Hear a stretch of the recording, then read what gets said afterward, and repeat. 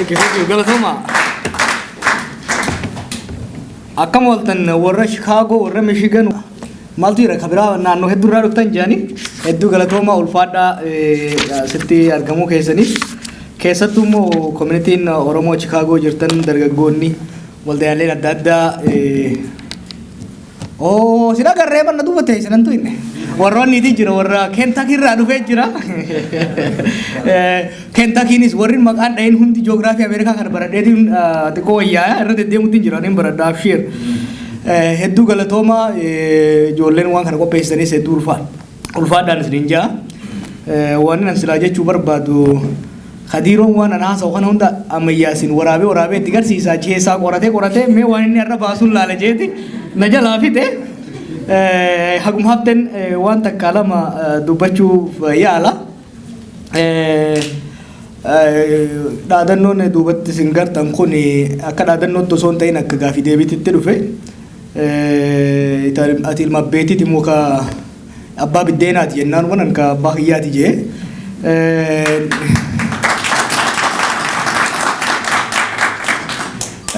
Sambooda gaa eega jarrinu dubbiti jiran immoo dubbitan ol guddifne inni egaa socho'u jirra maali Oromoo first yookiin immoo ani Oromoodha jechuun kun maali wanni habashoota akkanatti aarsee Oromoota walitti fideef maali jennee waan takka lama qabxii takka lama isin tuquun barbaada namni tokko ani Oromoodha yookiin immoo ani ana gaafa jedhu waa lama jechuun jira tokko ani eenyummaa kiyyatti maalummaa kiyyatti hin qaanfadhu maaliif yoo jenne maalummaan kiyya sun eenyummaan kiyya sun aadaan kiyya sun seenaan kiyya sun waan irraa qaanfatan hin qabdu tanamaatii gadii miti eenyummaa kiyya akka gaarii ibsiti naaf taate sillee ta'uu baattu jechuu kana jechuun hariiroo siyaasaa keessatti hariiroo ummatootaa jidduutti keessattuu hariiroo wal qocoluu fi wal cunqursuun jirtu keessatti rakkoodha qaba maaliif namni tokko ani ana gaafa jee sun waan tiyya narraan tuqinii dhufa jechuu sun akka kiyya narraan tuqiniitu dhufa jechuu namni tokko Oromummaa fiititti boone jechuun Oromummaatti aanee Oromiyaa dhufa jechuu Oromiyaan maal of keessaa qabdi uummata Oromoo qofa osoo hin ta'in margaacitaa of keessaa qabdi albuuda of keessaa qabdi loonfee of keessaa qabdi alagaan biyya teenya ka dhufe nu jaalatee yookiin nu lafarraa fixuuf osoo hin ta'in qabeenya keenya nurraa saamuudhaaf jechuudha. Namni tokko duraan Oromoodha jennaan sanitti aansee Oromiyaan tiyyaatti seena jechuudha. Gaafaan Oromiyaan tiyya jee wallee hacaaluu qofaaf namni irratti hin dhufu qabeenya fiita irratti abbaa ta'uu barbaada jechuudha. Alagaan biyya teenya irratti humna nu cabsitee abbaa irratti taatee nu hagabsite gaafa nuti Oromoodha jenne kan itti aanu qabeenya keenya harka keenya deeffachuudhaaf akka tattaafannu waan beektuuf osoo nuti haqa teenyaan gaafatin eenyummaa keenya sanuu keessatti awwaaluu barbaaddi jechuudha. Kanaaf wanni habashaan akkanatti wachuuf guddaan eenyummaan teenya sun shakkii takkaan malatti mamii takkaan malatti addunyaa duratti dubbatamuun sun rakkoo inni qabu miidhaa isaanirra buusuu danda'u waan beekaniif jechuudha. Kalammataa bara asaanaa kana keessatti jeequmsa Oromoo keessatti uumamerra rakkoolee adda addaa ka amma hoogganaan hawaasaa akkasumas dargaggoonni as bayanii dubbatan kakaasan kanarraa kaka'e Oromoon qilleensi keessa seenuu isaatirraa kaka'e Oromoo tuffatuun Oromoo se'atuun habashootatti hammaattee turte jechuudha. Oromoon tun kaleellee ofirraa nu dorbitu arreef jalatti deebifne qabeenya isaanii saamaa eenyummaa isaanii isaan wallaalchisaa isaan waliin dhayaa wallolchiisaa ammallee of jala bulchina abdiin jettu isaanitti as deebi'aa turte jechuudha. Kanaaf hoggaa nuti deebinee lakkii nuti Oromoodha qabeenya teenya irratti illee abbaa ta'uu hawwii fi fedhii qabna hoggaa jennu aariin guddaan sun sanirraa akka ta'e hubachuun barbaachisaadha. Kanaaf duulli nuti amma godhaa jirru baatilee 3 dabran kanaaf godhaa jirru kaayoolee lama of keessaa qaba. Tokko akka habashaan keessattuu ilmaan naftanyoota nu se'atan isaan godhe ummanni keenya addaan faca'u waan ta'eef kaayoon keenya dura akeeni duula kanaa duula Oromoo Fars jennee deemnu kun ka dura Oromoota kana keessatti jeequmsa uumame kana wal dhageettiidhaan jibboommata keenya keessa jiru kana jaalalaan walirra duuluu kana alagarra duuluudhaan bakka buusuudhaaf Oromoo teenya walitti deebifnee hafuura nagayaa hafuura jaalalaa keessatti buusuu barbaanna jechuudha.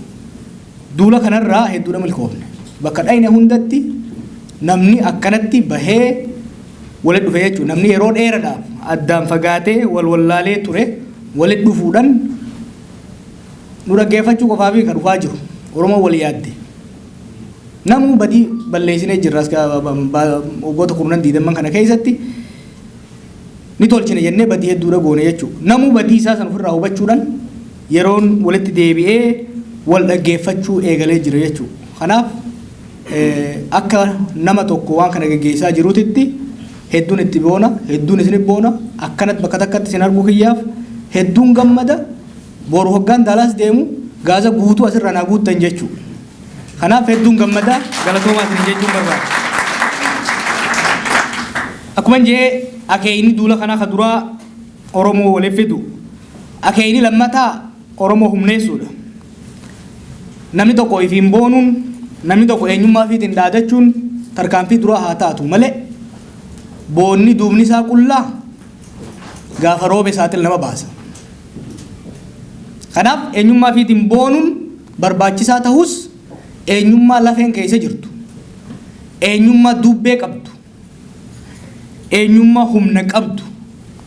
Oromummaan tun tanuma iyyaasee shooshalaa qofa ittiin dhahanii ittiin ililchanii galan osoo hin taane ka ittiin wal bira dhaabbatan, ka ittiin saba bira dhaabbatan, ka ittiin rakkataa ofii gargaaran, ka ittiin diina ofii ittiin qolachuu danda'an dandeettii humna jaarmaya nu qabaachuu qabna jenneet humna Oromootti humna horuudhaaf sochoona jechuudha.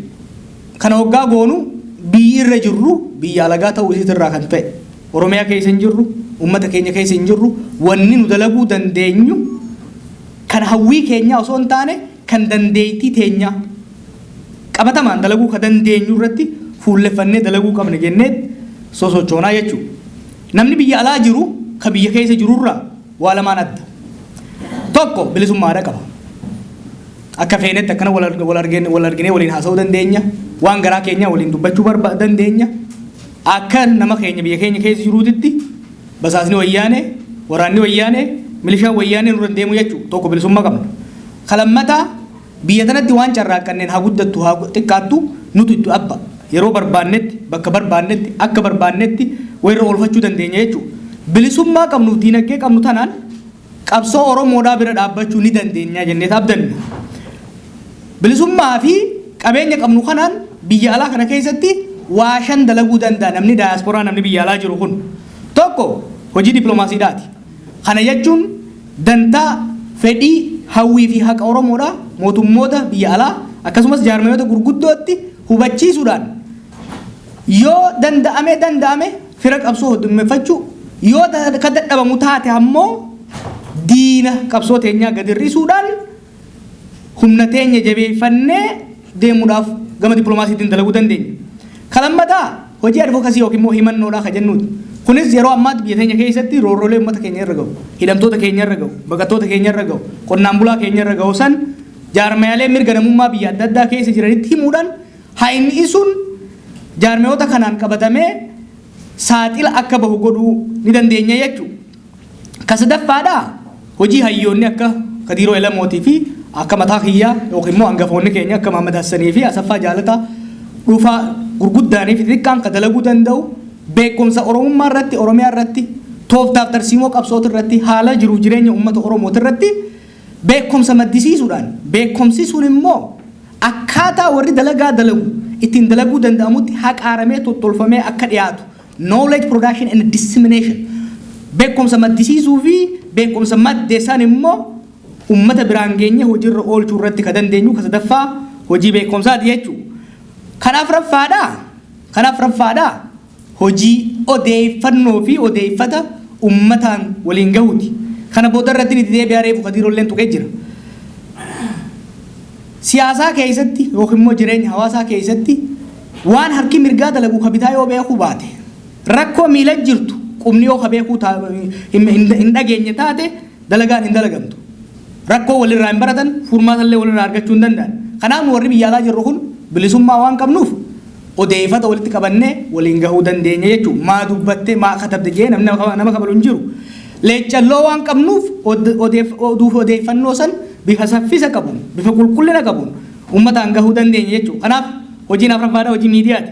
Hojiin shanaffaadhaa dalagaalee kana hunda leechalloo yookiin immoo material support uummata keenyaaf godhuu ni dandeenya jechuudha.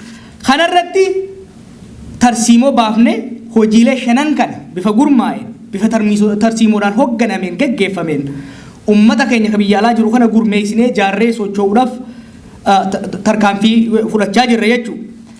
Waan shanan kana keessaa yeroo ammaatti waan 2-3 akka piroojeektiitti qabannee deemaa jirruun isin ibsuu barbaada. Tokko hojiin amma anjee kun hojjetamuudhaaf ummanni keenya magaalota adda addaa keessa jiru wal beekuudha qaba, walitti dhufuudha qaba, waliin hojjechuudha qaba, wal bira dhaabbachuudha qaba.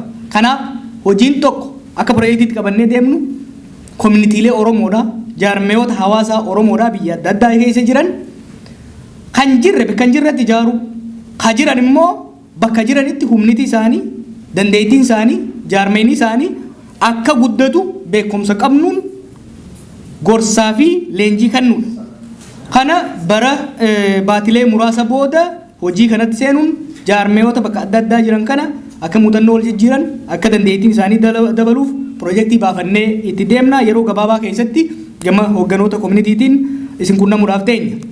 Hojiin lammataa hojii hooggana lafaa dhufu kana qopheessuu fi dalagaatti bobbaasuuti. Yeroo ammaatti haasaa Oromoo keessa jiru keessaa yaaddoon takka ka jirtu hoogganni hanga ammaa qabsoo asiin gahe umriinis waan deemaa jiruuf humninis dadhabaa waan jiruuf ka jalaa dhufu hoo'ee isa jira. Qabsoon tan booddeensi maali? Uummanni kun booddeensi maali? Ka jahu kun yaaddoof shakkii abboota keenyaaf hawwoota keenyaa ta'ee jira jechuudha. Hoogganoonni baay'ee jira ka jalaa dhufu. Hooggansi waa lamarraa dhufuu danda'a. Tokko kennaa waaqaati, nature kan jennuun. Halammataa eega dhalatee guddatee booda barnootaan muuxannoodhaan gorsaan kan argatu nature kan jennuun jechuudha. Kanaaf hoogganoota Oromoodhaa lafaa dhufaa jiran kana hoggaa jennu ka siyaasaa qofa osoo hin ta'in gama diinagdeedhaatiin, gama barnootaatiin, gama adda addaatiin ijoollee lafaa dhuftu tana warra Oromiyaa waggoota 10 as deemtu kana keessatti Oromiyaa fi Oromoo gara fuulduraa deemuu ni danda'anii fi dirqama san fudhachuudhaaf taa'an san qopheessuudhaaf jajjabeessuudhaaf hojiilee ammaan dura dalagaa turre ka amma immoo bal'inaan itti dalaguu deemnu jira. Kunis baatii gurraandhalaa kanarraa kaasee baatii gurraandhalaas deemu kana keessa ijoollee Oromoo, hayyoota Oromoo, aktivistoota Oromoo jajjaboo hanga nama 100 ta'an addunyaa hundarraa walitti finnee Khorasan irratti ijoolleen tun tokko akka wal barattu. Yoo wal baratte nama wal beekutu wal abdata jechuudha. Wal barattu akka waliin dalaytu muuxannoo akka waliin jijjiirtu akkasumas immoo dhimma Oromootiif Oromiyaa irratti dhimmoota ijoo gurguddoo ta'an irratti wal hubannaa ijjannoon jajjabduun takka akka uumamtu san irratti dalagaa jirra. Kasadaffaa dura ka hawaasaa eegaan jee halammataa hooggana lafaa dhufuu kana bakkaan gahuu fi qopheessuu irratti kasadaffaa immoo kan marka reefu qadiinoo yeroo bal'aa irra fudhatee haaseessan miidiyaa Oromoodhaa kan haqa Oromoo sagalee Oromoodhaa Oromoos akka wal dhagayan alagaa fi firaaf alagaanis akka dhagahu godhu Oromiyaa miidiyaa neetwoork jedhamu tokko ijaaruu barbaanna. Yeroo ammaatti wanni sagaleen Oromoo hedduu badee tureef inni guddaan miidiyaa dhaba. Miidiyaa dhabaan waa lama nu godhe. Tokko akka nuti fiin dubbatanne nu godhe. Lammata waan dubbatamu qilleensi kun beektaa waa hedduu keessa jira. Qilleensa kana keessatti sagaleen teenya waan hin jirreef sagaleen diinota keenyaa ol bahuudhaan nuti akka waan hin jirreetti sadarkaa itti lakkaa'amuun yeroo itti geenye keessa jirra jechuudha. Waan tokkoon isin garsa isinitti hima. Milli kun kan nama keenya harka mure, ka harma mure, ka uummata keenya gaagama san hundarraan gahe sun waggoota 5-6 dabre kana keessatti faarfamee hafarfamee akka lammataatti dhalatee joollummaan teenya taqubeen wajjin baratte xiqursa hojjaanitti hedii wajjin faarsan jechuudha. Kana miidiyaa godhe. kana miidiyaa godhe maaliif wanjalli ni dalage yakki ni dalage roorroon ni dalage sun ini mamtu wanni gutti qoon ni dalage sanuu ka ummanni keenya isaa dalage adwaan san ol kaateeti hafarfamtee goota Itoophiyaa qofa osoo hin ta'in ka Afrikaatu ta'ee namichi hoggaa gaafatan an gurraachaa miti fiinjee bara gaafa Afrikaan Ameerikaanonni warri Jamaayikaa dhaqee gaafatu an gurraachaa miti an faranjiidha namichi fiinjee sun goota Afrikaa ta'ee jechuudha. Seenaan leenjisoo diigaa seenaan gootonni afran kalloo dalagan seenaan nama keenyaa ka Finfinnee irraa buqqa'ee dhabameeti ka abbaa buqqaasee ol ka'ee deeme jechuudha. Fakkeenya lammataatiin isinii dabala. Wayyaanonni mallas ka watar irratti guyyaa guutuu nama fite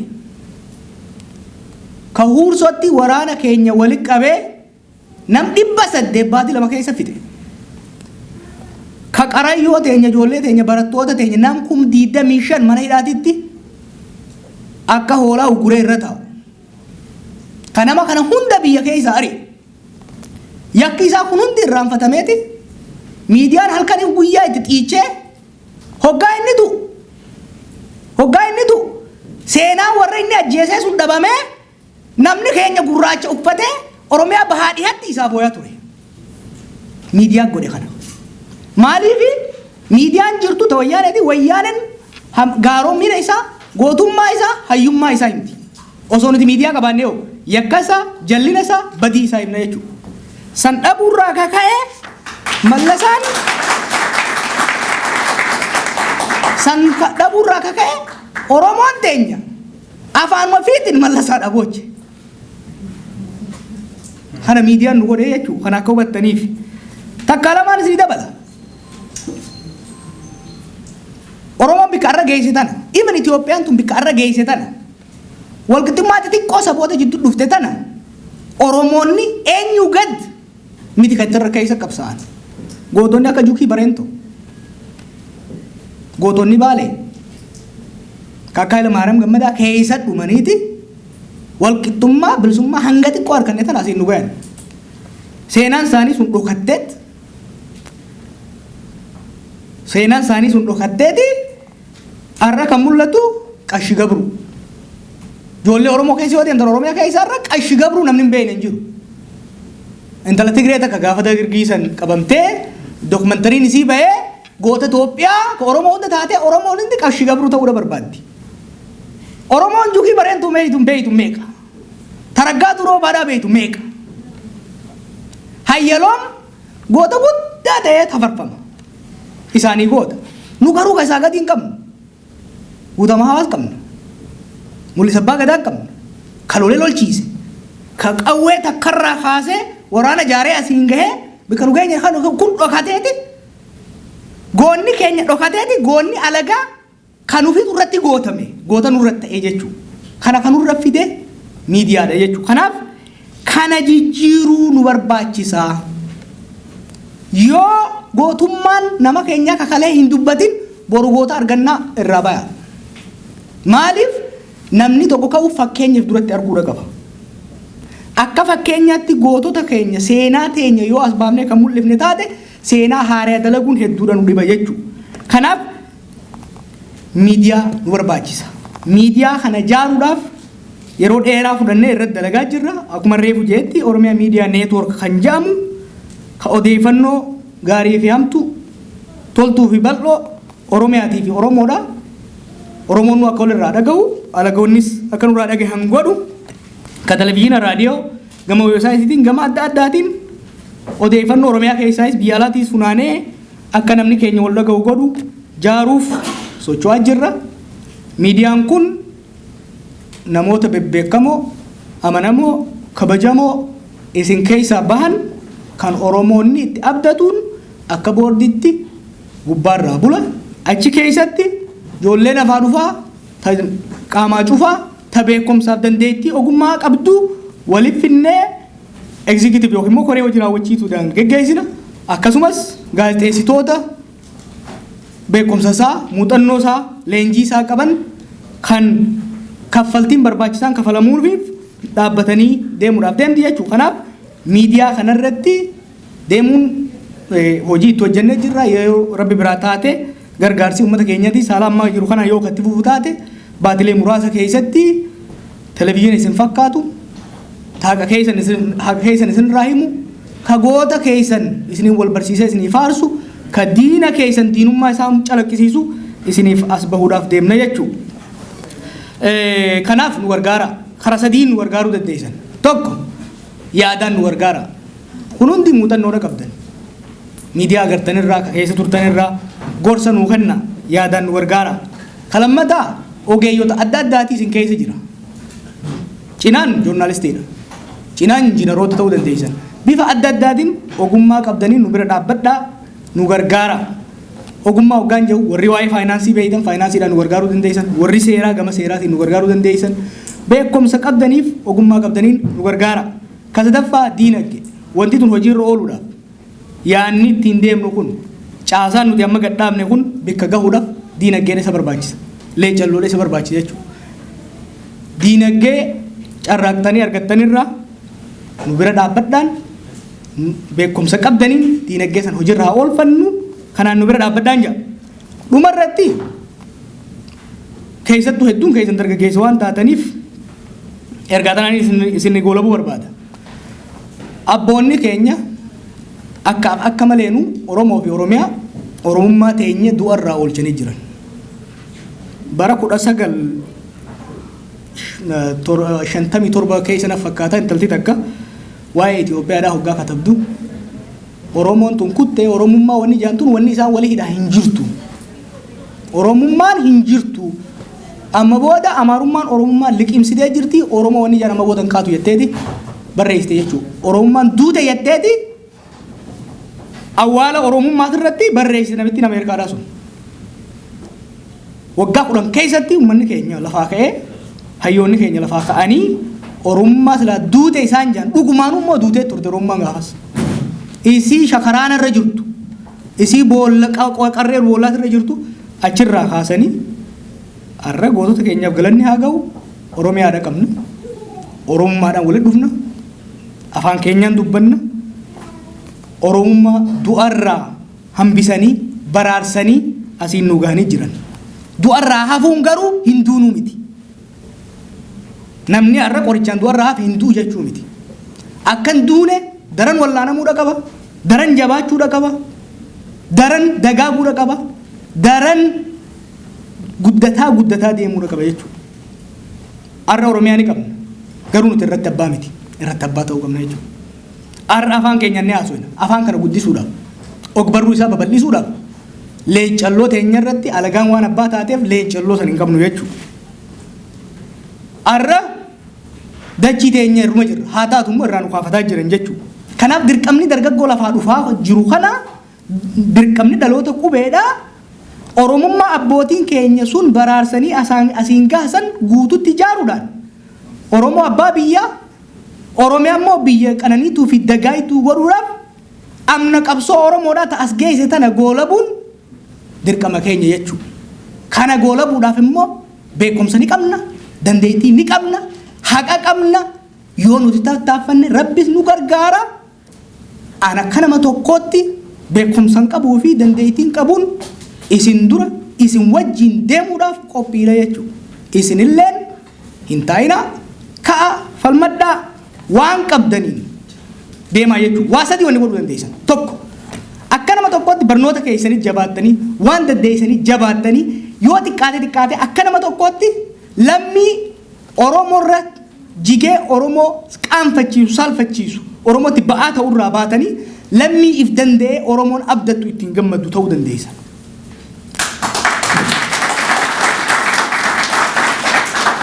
Halammataa sanirra yoo dabartan beekumsa qabdaniin leencalloo qabdaniin namoota wal fakkaattuu akka keessaniitiin walitti gurmaahuudhaan waan qabdan san walitti buuftanii Oromoo rakkate gargaaruu haa taatu Oromiyaa rakkate gargaaruu haa taatu qabsoota gara fuulduraa tarkaanfachiisuu irratti gumaachi yoo gootan taate wal taanee wal dandeenyee wal mari'achaa wal odeeffachaa qabsoota bakkaan gahuu ni dandeenyan jaa gara fuulduraa itti hafuufnu waan dhaggeeffattaniif ulfaadha wayyooma.